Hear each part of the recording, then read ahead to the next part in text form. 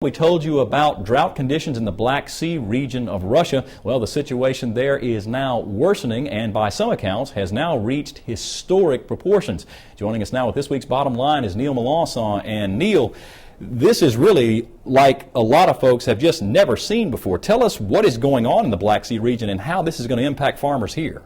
Well, Mike, right now it's meaning a lot of volatility for the markets. With wheat still around $7 a bushel, it immediately meant good things for not just wheat, but all the grains. Since then, we've seen a lot of other factors come into play. But first, let's take a look at the serious impact this drought in Russia is having on them.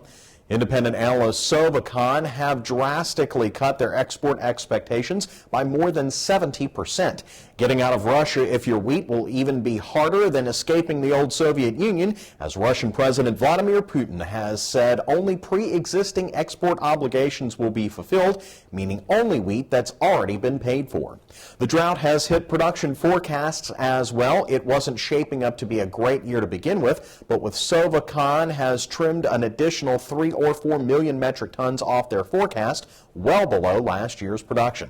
The bottom line is this is a bad year for Russian wheat, but it's shaping up to be a good year production-wise for the U.S. In addition to picking up some of the slack caused by this Russian drought, our exports are up across the board. In fact, agriculture is the only positive end to our trade, as the U.S. has a $671 billion trade deficit. But Mike, ag exports have actually increased $3 billion this year to a positive $28 billion balance.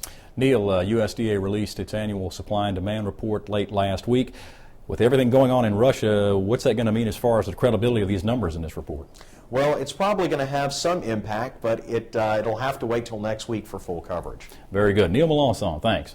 And remember, you can listen to any of Neil's reports on the Louisiana Farm Bureau radio network just by clicking on over to our website, twilatv.org. There you'll also find a list of stations where you can tune in. Just look for the link called LFB Radio Network on the right side of the home page.